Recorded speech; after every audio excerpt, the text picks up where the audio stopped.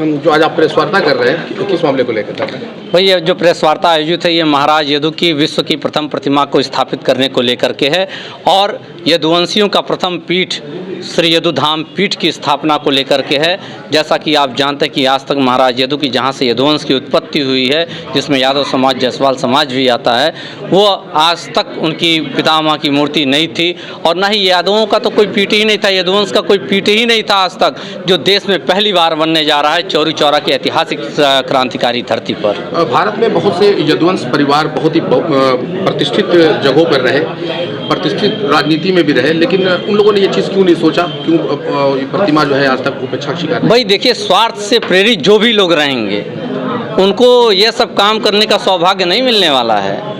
और ऐसे लोग तो कहते हैं कि हमारे परिवार से यदुवंश शुरू होता है, हमारे परिवार पे यदुवंश खत्म हो जाता है, तो ऐसे लोगों को वो मौका नहीं मिलता है। वो मौका ऐसे लोगों को मिलता है जो समाज को जोड़ने का काम करते हैं, समाज के सर्वांगीण विकास के लिए काम करने का काम करते हैं, समाज के ऐतिहासिक पुनर्जागरण का काम करते हैं। तो महाराज यदु ने हमें तो स्वप्न में यह आदेश दिया कि हमने तो सोचा उनकी मूर्ति कहीं बनी होगी, दर्शन करने के लिए ऐसा आदेश हुआ होगा, मगर जब मैंने मूर्ति और मंदिर उनका खोजना शुरू किया तो पता चला कि हिंदुस्तान और देश में महाराज यदु की न मूर्ति है न कोई मंदिर है। इसीलिए हम लोगों ने तुरंत उसके बाद महाराज यदु की, शास्त्र में सहस्त्रबाहु अर्जुन जी की और श्री राधा रानी कृष्ण जी की हम लोगों ने मूर्ति बनाने का निर्णय लिया और यदुवंशियों के देश के प्रथम पीठ श्री यदु धाम पीठ की स्थापना का निर्णय लिया।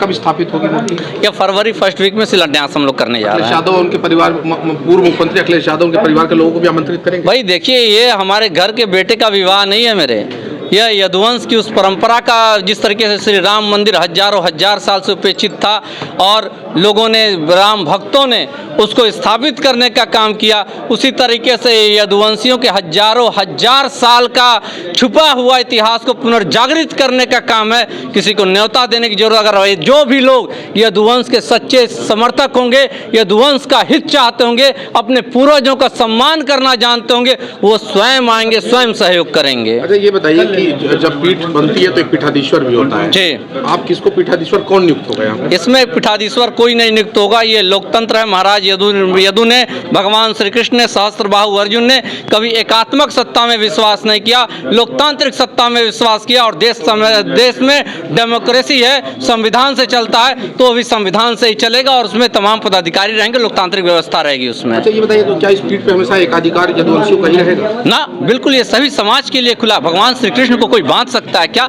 सहस्त्रबाहु अर्जुन जी को कोई बांध सकता है क्या? महाराज यदु तो उनके आदि पितामह थे, तो जिनके नाम पे ऐसी पीठ बन रही हो वो कहाँ, वो तो संपूर्ण देश के एकता का केंद्र होगा और सभी जाति धर्मों के सम्मान का केंद्र होगा। गोरखपुर में भी एक पीठ है, उसके पीठाधीश्वर मुख्यमंत्री योगी आदित्यनाथ है, तो आपको लगता नहीं कि एक पीठ के बाद दूसरा पीठ बन रहा है? क्या कुछ पीठ का कंपटीशन है क्या? नहीं, ऐसा नहीं हो भाई। गुरु गोरक्षनाथ जो पीठ है हमारा आराध्य है, ये तो लोगों का सोचना है, आपका सोचना है, वो हमारे आराध्य है गुरु गोरक्षनाथ पीठ। और ये अच्छी बात है कि एक जनपद में दो पीठ होने जा रही है, ये तो पर्यटन को बहुत बड़ा बढ़ावा मिल जाएगा और कहीं ना कहीं जो महाराज गुरु गोरक्षनाथ के जो फॉलोअर्स हैं, कम से कम वो भी आएंगे, जो गोरखनाथ मंदिर देखने आएंगे वो श्री यदु धाम पीठ देखने आएंगे, और जो लोग श्री यदु धाम पीठ देखने आएंगे वो गुरु गोरक्षनाथ पीठ देखने आएंगे। तो ये तो और ही एक तरीके से मिलाप का ये केंद्र होगा और मिलाप का विषय होगा। अच्छा, इसके पहले किसी ने अखिलेश यादव, मुलायम सिंह यादव, तमाम शरद यादव, तमाम लोग बड़े बड़े राजनेता रहे,